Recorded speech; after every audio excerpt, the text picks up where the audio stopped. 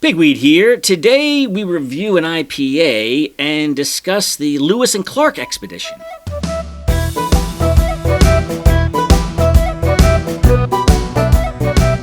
Well, gentlemen. Hold on. What? Longinus is here in Crowhill. All right. Very good. Okay, so how about some beer and conversation? Well, always a great idea. Yeah, so what are we drinking today? This is an IPA with a little extra bonus. A little extra bonus. It's got a worm in it or something? Dude, No, you'll see. no? You'll Okay. see. All right, so what's on your mind? Well, the American pseudo-sesquicentennial. Semi. Okay, yes. So it's America 250, as I like to think of it. Supposedly the word that they're banging around means halfway to 500.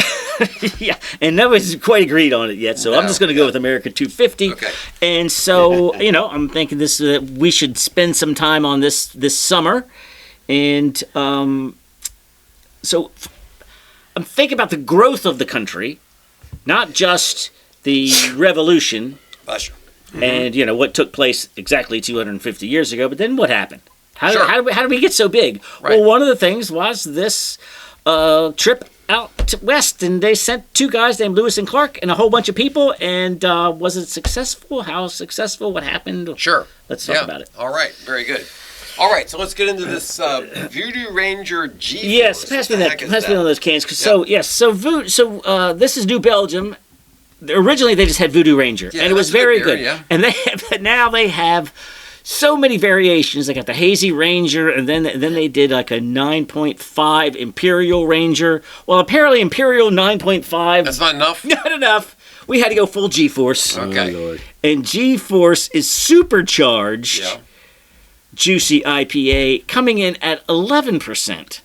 So what I am wondering is sometimes sometimes beers can hide the heat better than other beers. Yeah, this one hides the heat, but there's something that tastes like a candy you'd eat when you're 11 years old in here. It's like a I can smell it. Yeah, it's like a what is that? Nerds or something? Nerds. You know what it reminds me of? You know the little bracelet where you could eat the candy off. Yeah, kind of like that. So anyway, it's a little bit. It's kind of it says juicy, but to me it's fake fruity. And what do you think about the heat? You getting it or I'm not getting the heat. I would totally not think that. If somebody gave me that, I would think, where'd you get that weird candy flavor from? But I would not. You wouldn't be worried about the say heat? 11%. Well, it's 11%. Yeah. What about you? You tasting the heat? Not really. Are you tasting the heat? Oh yeah. I mean, it's hot. Yeah. It's not 6%. It's not a joke. But it's not. But honestly, New Belgium, I love you guys. You do a great job, but get that fake candy flavor out of there. Right. Sometimes, because you can get fruity flavors from the hops. But there's something wrong. There's something like artificial. out of a laboratory. Dr. Fauci threw some stuff in here. Yeah, it's like a pink champagne, or it's like something you would sell to.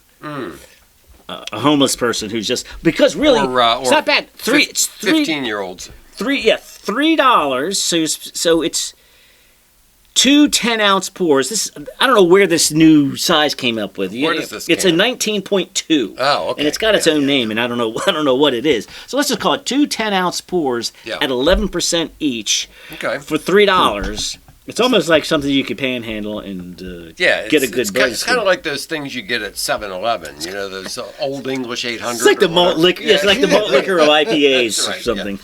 Bumper. Bumper. So I'm not saying I hate it, but I like it except for that weird candy flavor. Get rid of that. Okay. So before we get to the expedition itself. Yeah. Let's give a little background. Yeah. And so, what land are they traversing, and is it the United States? Right. So, the basic idea is the New Orleans was a huge deal because what good is the Mississippi River if you don't cover the exit into the Gulf so you can get stuff out and, go out into the international market? So, the big prize was Louisiana. But Louisiana didn't just include what we think of as Louisiana. It was bordered on the east by the Mississippi. On the north, which was not entirely clear, Canada. Ish, yeah. Yeah. On the west, it's not really clear. The west and the southern lines were not. It's basically like this big funnel that goes from Louisiana, kind of north and west. Right. And the boundaries weren't entirely clear. But generally speaking, it doubled the size of the United States. Yeah. Yeah. In one and it was stroke. for $15 million, which comes out to like 4 cents an acre. 4 cents an acre? Yeah, something like that. And, stretched from the Mississippi to the Rockies.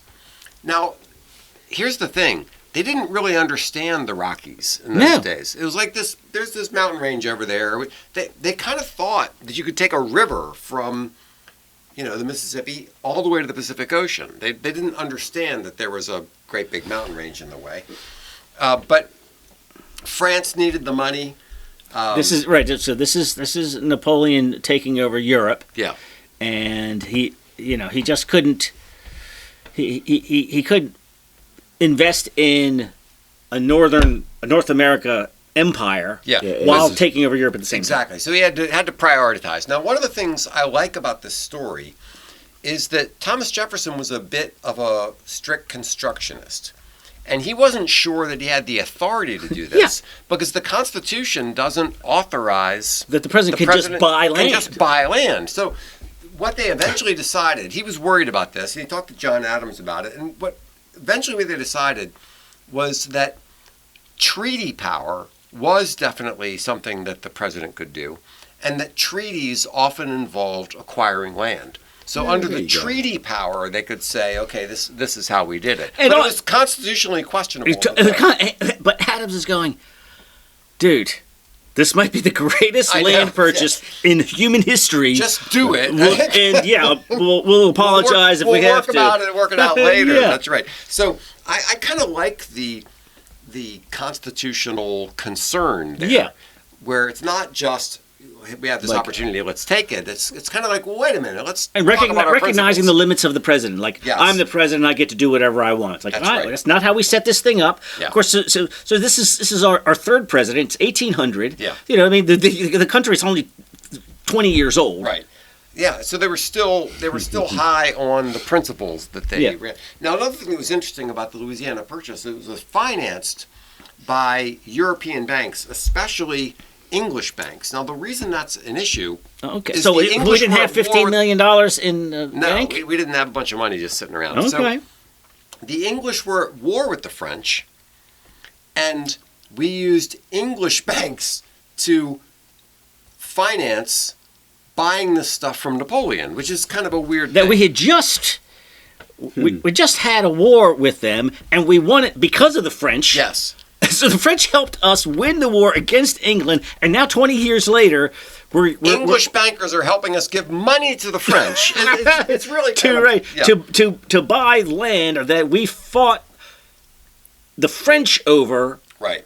So the purchase contributed land to about 15 modern U.S. states. Fantastic. Yeah. Wow. Right. Fantastic. So interesting that Jefferson actually was already considering this expedition, which is very forward-thinking for a man who's never went 50 miles west of... But he was quite the naturalist and very interested in geography and... But he wasn't... It wasn't like... I don't know how you would... We don't have that many people. Mm-hmm. It's the gigantic land to look at a map and go... We really need to go all the way to the west coast. Yeah. But they're going. We got the Brits in the north. Yeah. We've got the French to the west. Beyond them are the Spanish. I guess the Spanish are in Florida still, right? The Spanish are mostly along the south, and Florida along the south and up into Canada. Into California. And they're going. We need a buffer. We need some more land. This thing comes up, and it was also regarded as the Great American Desert. Like you just bought a bunch of dirt. So what? Yeah. Well, yes, this wasn't the most popular thing. Political opponents would look for any reason to tell you that you made a bad decision. Exactly. All right, that didn't just start recently. Yeah. That's been forever. So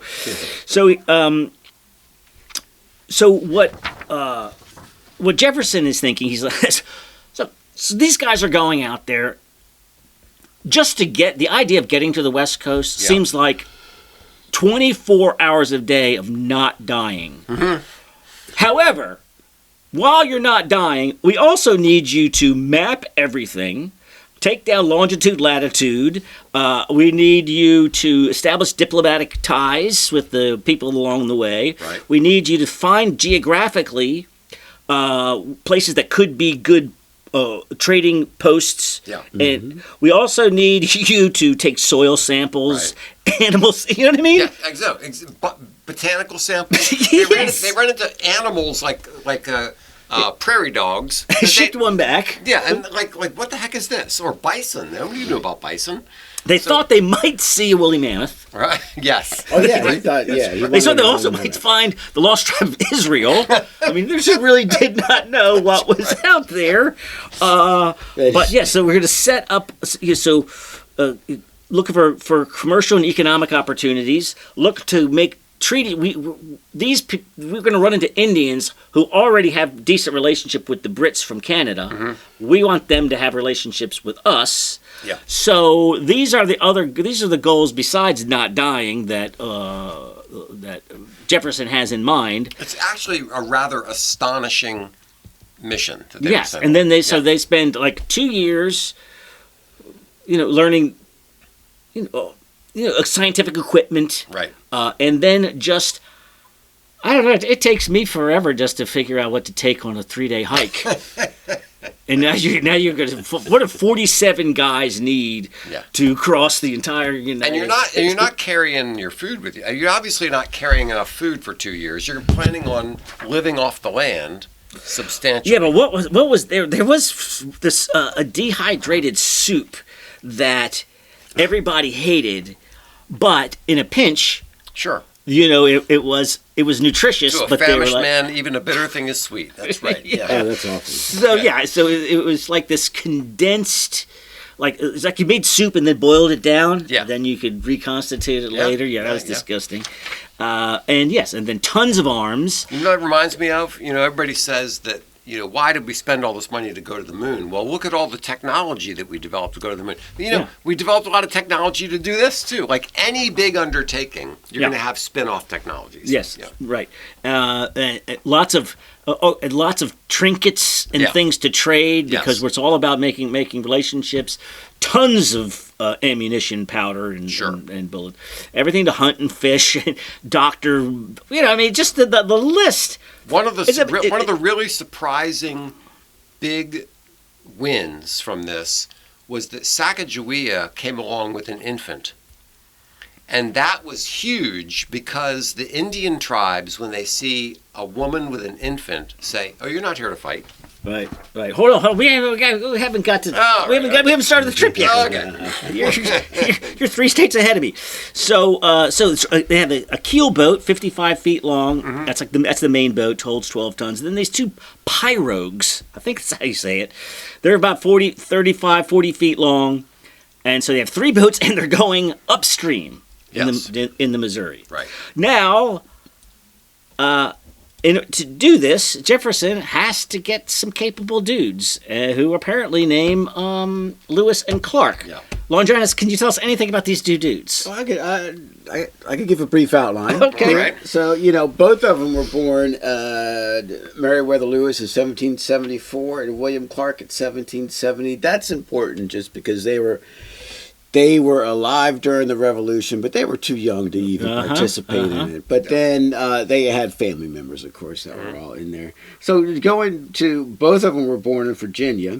Right. Meriwether Lewis was born in Albemarle County, which was the Piedmont region. That is more of the mountainous region of Virginia, which is pretty important.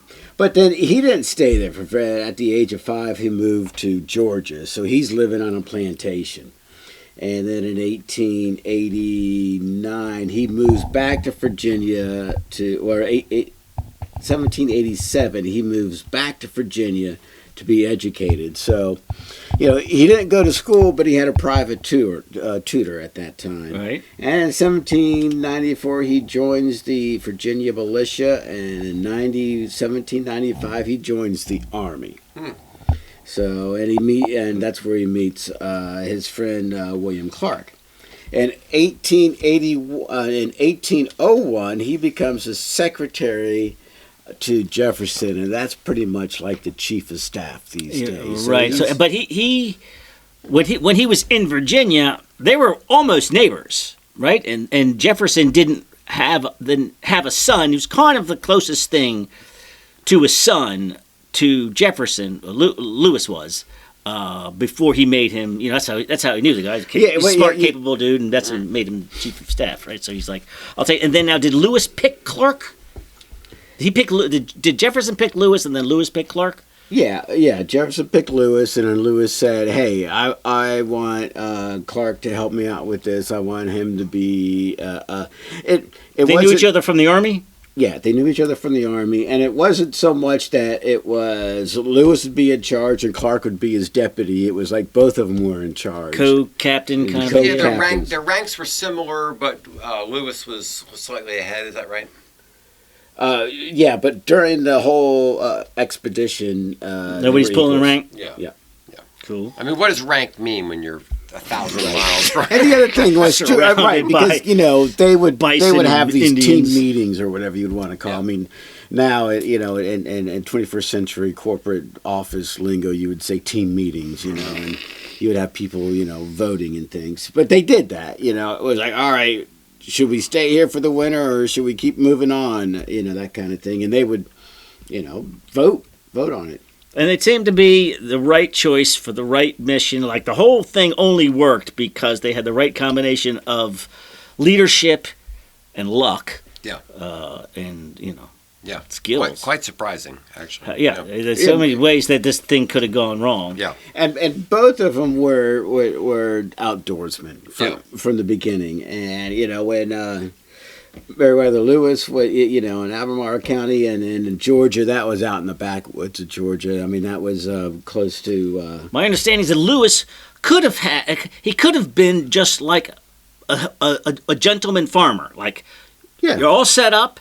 It could be, you got a very nice life here. You just do that, and he's just like, I ain't doing that. I'm joining the army. Go fight some Indians and see what's out there. Right. Yeah. Well, it's that spirit that you need, and that's the American spirit, baby. So he in 18. Well, just a couple other things. 1802, he joins the American Philosophical Society, which is important because it really shows that he is somebody who's really interested in learning and gathering facts. And of course, that's one of the reasons why the expedition. Yeah. So not only was it just how do you get there and how do you survive getting there? It's like how do you get there and also collect 700 species of plants. Yeah, that kind of thing. Go ahead. So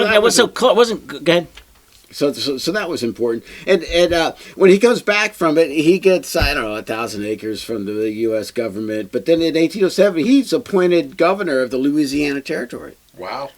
And then in 1809, he either commits suicide or he is murdered. Yeah. And we don't know. And we don't really know.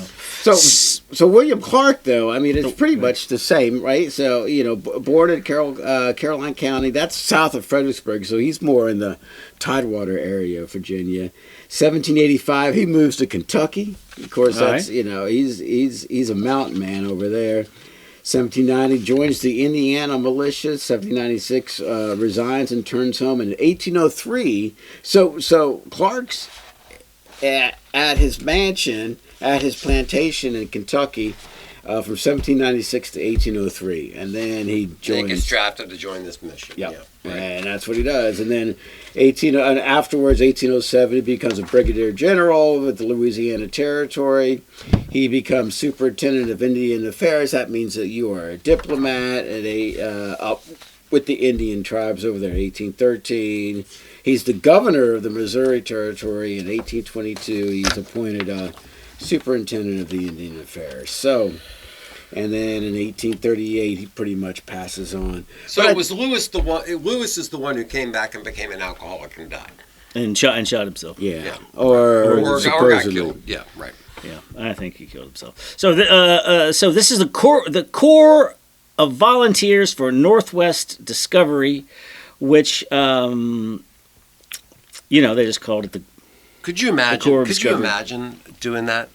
Like, okay, you get sent back in time, and it's 1803, and you're like, do you want to go on this mission? We don't know what's out there. We might run into woolly mammoths. That's what I'm we saying might run about into this tigers. here. We Yes. don't know what the heck's going on. Yeah, and all of these, they're all volunteers. Yeah. So it's 45 people, 27 unmarried soldiers, French and Indian interpreter. Oh yeah, don't forget old York. Yes. I feel bad about York. Yeah. York was Clark's slave. Yeah. But Clark Slave had a voting right whenever they had those team And meetings. so did Sacagawea. And Sacagawea That's did right. too. Yeah. So, So- I mean, out there in the wilderness, things It become wasn't pretty the same. Yeah. democratic. All right, you guys rather ready to push quickly. off here?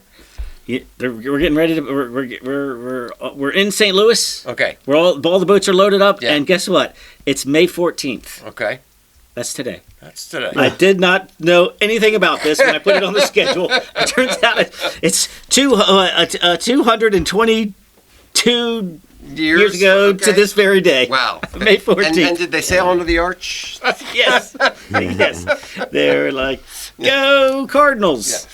So, so they're like, oh, by the way, it's upstream. Yeah. So we're gonna take the Missouri Yeah. all the way up, and I don't know why Jefferson was so bent on this idea that there was a water route. Did we literally not know enough about the didn't. Rockies? No, we didn't. And there was this constant idea just love this idea. of there being a water route Totally. from the Atlantic. And why would there be? Why would there be? Water flows downhill. Yeah, why is right? it definitely going to be east-west, and there's always going to be a Yeah. big, large, navigable river that's going to take us all the way? It doesn't make any sense. But he was really... Is it wishful thinking? I think guess. so, but there was the Yeah. northern route where you go through like Hudson Bay and you go like through Canada. There was this idea that you could get through that way, and then there was this idea that you could get through from the Mississippi to the Missouri and go that way. But look, if water is flowing downhill, then unless the Pacific Ocean is 2,000 feet above the Atlantic Ocean, how do you expect to be able to have a waterway that goes all the way through? It doesn't make any sense at all. I don't know. So they're going up. So they're combination of rowing, poling. What is that called there? When you push Setting with the pole, sticks. Yeah. And they did have some sails, but not Right. the wood's got to be right and all Yeah. of that.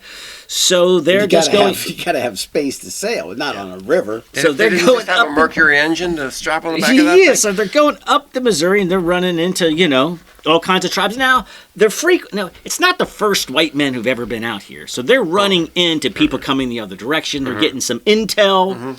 They're running in when they run into Indians, these Indians have already traded and Right. dealt with French Canadians Right. and whatever. So in the winter, so this is what I say May of 04. They get to Fort Mandan, or they get to the Mandan Territory, who are very hospitable Yeah. in North Dakota, and they build a fort there to ride out the winter. And that's where You just show up and just build a fort. I know it I know. So obviously they brought a lot of tools, exactly. right? So So there think must about be the planning engineers for in this. this Yeah. thing here. Yeah, okay, we're just going to go out there with some axe heads, because you don't need to bring the wood for these. Yeah, you're right. So you build the handles. First of all, you make yourself an axe. You have an axe head, so you make some axes, and then you start chopping down trees. I guess you got And then- what do you call it? The grinder, not the sharpener. Yeah, What's right. it called? Yeah, I don't know, a sharpening stone or something. Yeah. So you bring a bunch of axe heads. Say, all right, we're gonna You build. make your a fort. axes. You chop down trees. You build a fort. You make, fire pits. You make chimneys. Where do you get the bricks? You probably make the bricks. And then so you're like, all right, we're gonna just ride out a North Dakota winter. yeah, which is probably a real It's pleasant thing. yeah. Well, they run into And you know what they don't have? They don't have modern sleeping bags. They don't have modern insulation. They don't have modern shoes. They've got leather and wool.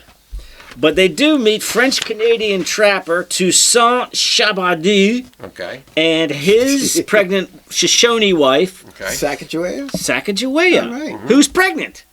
And they're like, you know what? You could Can we borrow your wife for a little You while? could be pretty helpful, we think. Because she was a Shoshone, but she's living at this point with the Hidatsas. So she speaks the Hidatsa and Shoshone and French. And English. Yeah.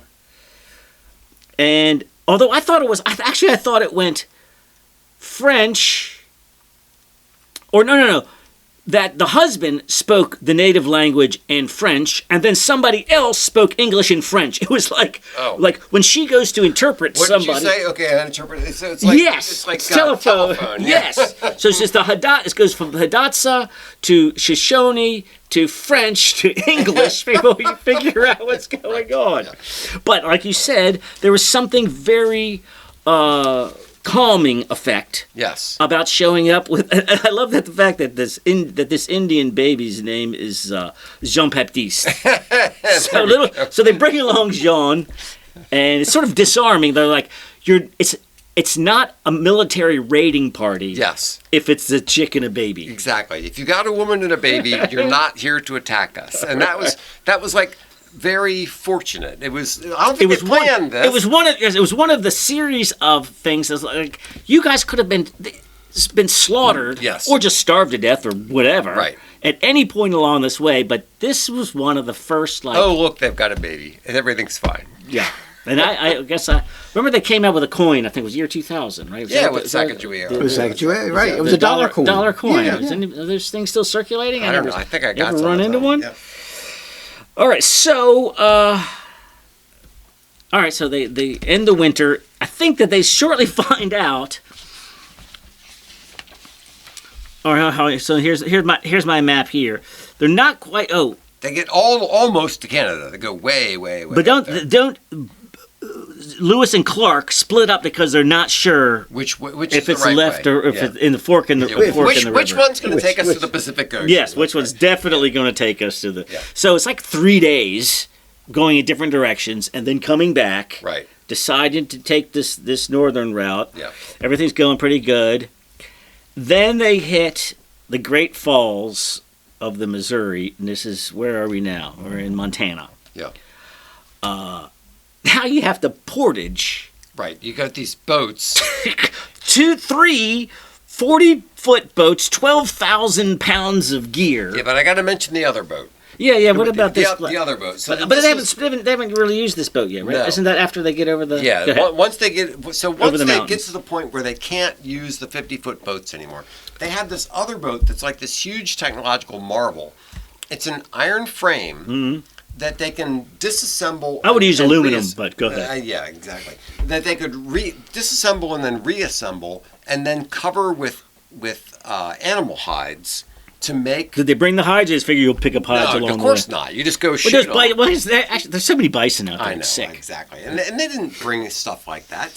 You figure you're going to go hunt. Yeah. You gotta wing it. So they had this metal frame that could be packed down, put on some mules, and carted for some distance. And then when you need it, you reassemble it, you cover it with animal hides, you waterproof it, and you use that as your boat, which was just fantastic. Really kind of astonishing. It is. So I think they finally get the intel. They're going, no, there is no navigable river from here to there. And they're like, you're going to need horses, and the only people you're going to get horses from are the Shoshone, and they're like, well, what do you know? What do you know? We have a Shoshone with so us. they send the boats right. back with the samples that they've collected at this point. Well, where did the Shoshone get the horses? Yeah, so they had already, they're already horse people at this point. Wow. Yeah, horses and, this is gunpowder. 1804. Okay. This is 1804, right. So they're already familiar with horses, and they're like, well, you're going to have to get it from those people. And Sacagawea shows, so they come in with their war party. Mm-hmm. They see the baby, they see the girl, and it turns out that it's her brother. Oh, so, right. That was another weird coincidence. Yes. So she had been stolen from the Shoshone by the Hidatsa when she was a kid, raised there, met the French-Canadian guy. Marries now she comes back. She's going to communicate with these people. Not only does she speak their language. It's like, I know it's you. her brother. Unbelievable. I know. It is. But anyway, they're going, but, It's almost like if you wrote this into a story, people would say, come on, that's not believable. Yeah. Yeah. So they get to the the Bitterroot Mountains. So they're and in fact in their minds this is still going to be like Appalachia. Yeah. Oh, right. They're And going all right. Appalachian Mountains- 3,000, Appalachian 3,500. Mountains are nothing compared to the Rockies, and they had serious trouble getting over the Rockies, as you expect. I mean, they're huge. And poor Jean Baptiste, he's toughing it out, going with them. I know. Yeah, that's a fine thing to take your little baby on a little trek over the. So they get somehow they get over that. Then they have to build canoes. Yeah. I guess they find. I don't know if they find some more friendly people, the Blackfeet. I think. Just think of the things these guys knew how to do.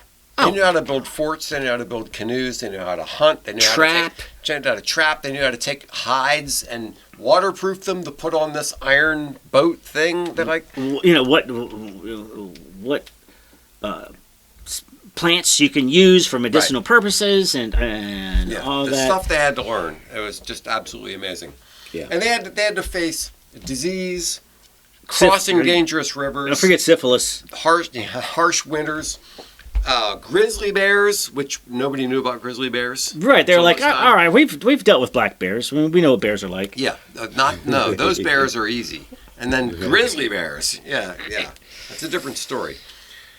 So yeah, crossing the Rocky Mountains turned out to be way harder than they expected, and they nearly starved in the process. Yes. Yeah.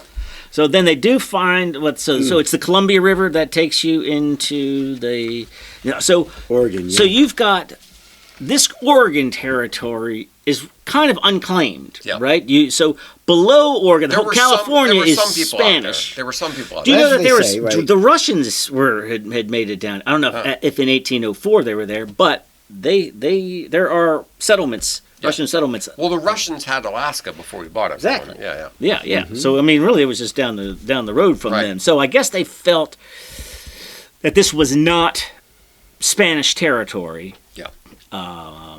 And so they get out there, they build a fort, and I don't know what they do. They sit around for.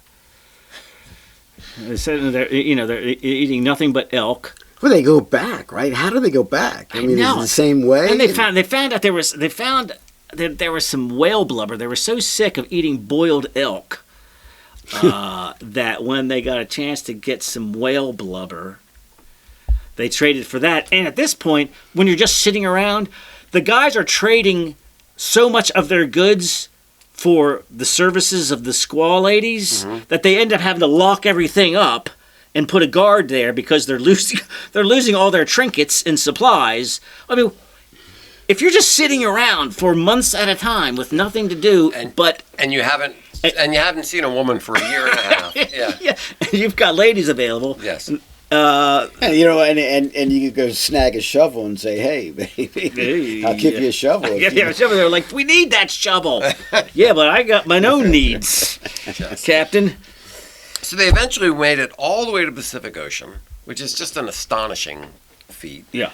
And they stayed at the beach for 2 weeks or something. And then they go back the other way. Yeah. Well, I thought they rode out the winter.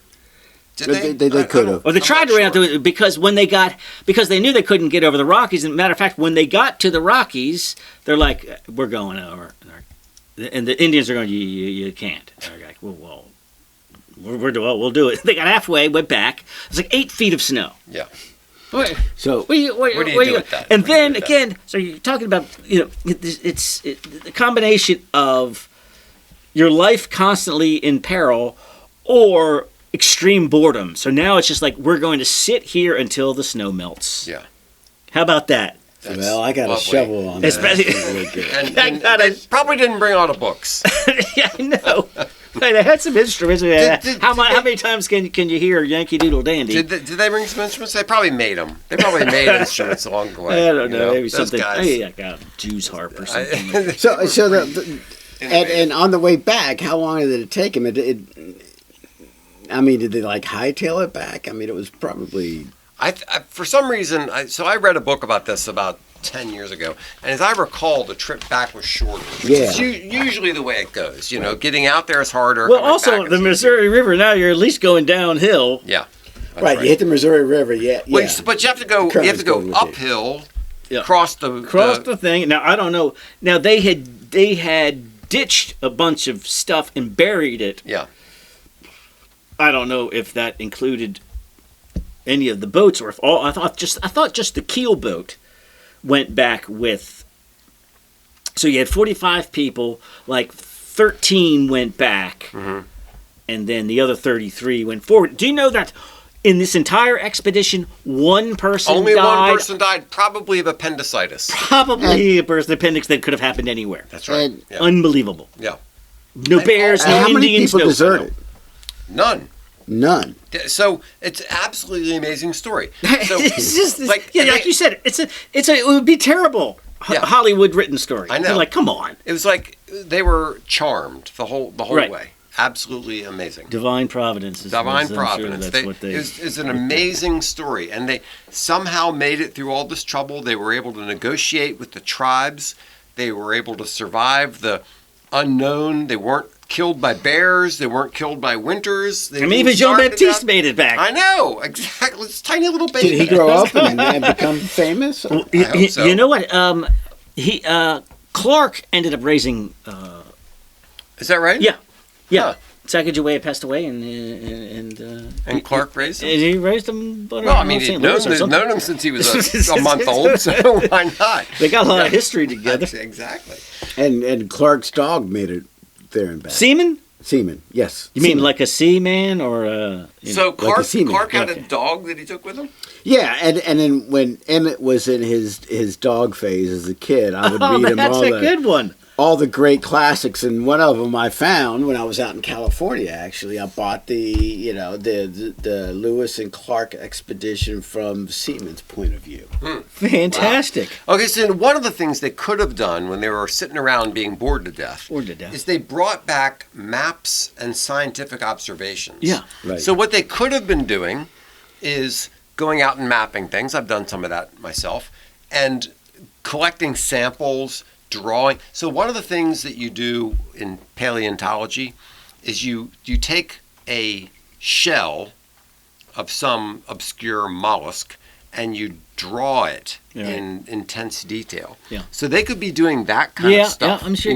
That's a good point. Taking plants and drawing pictures of them and writing them down in their books, which meant a lot that of journaling going on. in addition to everything else that they had to bring with them, they probably had to bring a bunch of paper.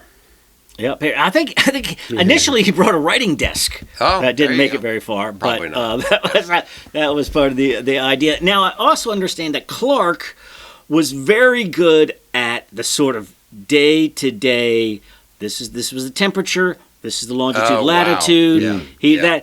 And Lewis was kind of sporadic, but that he had a very nice prose writing style. Huh. And so the two of them together, but he would write every day. Yeah. But what else are you gonna do? But Clark was like he was the cartographer, so it is, map maker. Yeah. And those maps apparently were very helpful for people after them. They were very accurate. Yeah, Clark wasn't a very good writer. In fact, one of the things is he spelled Louisiana 27 different ways in his writing. That's my guy, Clark. But you got to say, hey, man, he became the governor of the territory. I know. Well, so the thing, so they come back. You want to get back to St. Louis? Yeah. So we're at St. Louis, and they come through, and they fire off their guns, and everybody's like, yay, they made it back. And then, of course, the political opponents are like, what a waste of time, what a waste of money. You never did find that river, did you? No woolly mammoths or nothing. And it took them a long time to like publish the journals and whatever. It's like Lewis was like, I don't know what's the experience? Like you've done something fantastic, and then there's the giant letdown it's a afterward. huge letdown. Yeah. And while Clark was able to sort of capitalize on it, Lewis was probably because he didn't have a wife, he didn't have Christian faith, in the same way that Clark just sort of was able to capitalize on that and go back into the army, become a general, and what'd you say, a governor, and it's very sad what happened to Lewis. I mean, he comes back and he just goes into this depression, and it's a mess. And there's speculation that he had some manic depressive, or however you try to post psychological look back and go that perhaps having this, he needed that sort of constant pressure on his brain to keep it focused, to keep the demons away. That's one thing. And then you come back and then now you sit down, you decompress, like. Yeah. It's really hard. It's really hard to sit around being depressed when you're worried about where am I going to get my food? How am I going to survive with the grizzly bears? Right. How am I going to get over this mountain? But if that's your sort of natural state, then it's all being fended off by, like you're saying, just the adrenaline of staying alive. That's right. And then once that's gone, and then there's the fanfare and yay, boo, popping the cork, and now you go sit in a cabin. I'm just sitting in my office thinking, okay, now what do I do? Yeah, now my life is a waste. Yeah. Especially because there wasn't a lot of celebration, because they didn't quite achieve the, in the public's mind, what Jefferson was hoping for. And so he expected him to bring a woolly mammoth back. I don't know. Yeah. But the poor, the Lewis was just like, this is a bummer. Supposedly, just speaking of woolly mammoths. When did the journals come out? When were they published? It was many years later. Many years later. Now, also, go ahead. Did that information get back to Jefferson and his administration to give them information and intel? Yes, I think it was very helpful to them, but in terms of like becoming a rock star, right, and publishing it and having it being a bit, like then, but if it doesn't get published for like 5 years, well, it's kind of out of the public's mind at this point. Mm-hmm. Now, a lot of the guys... 5 years is a heck of a long time to sit around waiting to be recognized for something. Exactly. And nobody cares anymore. So everybody got, well, except for York, everybody got, in Sacagawea, a certain amount of money, and then like 300 acres or something. But so many of these guys were just of that... I just can't imagine that you can't relax and go, you know what? I did that. I did the most amazing thing that anybody's ever done in this country. Now it's time to retire. I think I'm going to retire. Yeah. A lot of them sold the 300 acres and then went back out west. Yeah. It's like guys who come back. You have to have those. Come back from combat or something, and then they just go back again. Like soldiers of fortune types. Yeah, but I got to get back to my woolly mammoths. So nowadays we think, what a silly idea that you're going to go out there and you're going to find woolly mammoths, right? But supposedly there were stories that were circulating among the Indians about things that people thought, oh, wow, that might be a woolly mammoth. Huh. So, Jefferson being a naturalist, he knew about various things, but there were these other creatures. So it wasn't a ridiculous thing to think that you might, because, for example, nobody knew about bison. That was a completely new thing. And apparently they were as thick as mosquitoes. There were thousands and thousands. They were like, the bison would be charging across a field for all day long. There would be so many of them going by. So it was a totally different world that they were confronting, and really amazing. All right, so I would like to have been on that trip for maybe a week. That would be fun. That would be as much as I could take. A week would be good. Having to hang with those guys who knew, how to do anything. Build something, kill something, cook something. Like they were so multi-talented. Yeah, right. You just in the clothes that you're wearing, you just sleep in 20 degrees. Yeah. And if your clothes wear out, you just make new clothes somehow. Kill something. These guys, they knew how to do so many things. Well, that is amazing. That is what built this country, and that is the stock that we're somehow made of. And who knows, if pushed to it, maybe we could rise to the occasion. But well, not at this age. I don't know. I think I'd rather take a nap. Yeah, with a nice 11% IPA. You're right. I rose to the occasion and I finished it.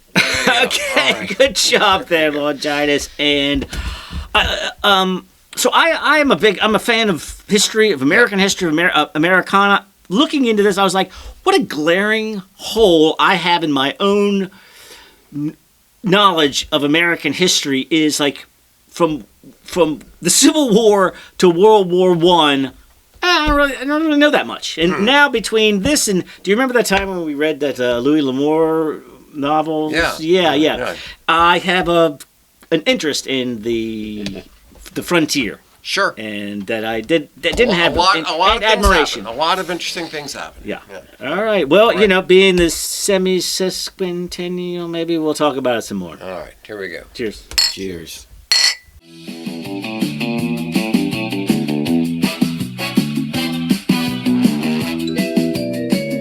Thanks so much for listening. Be sure to like this video and share it with your friends.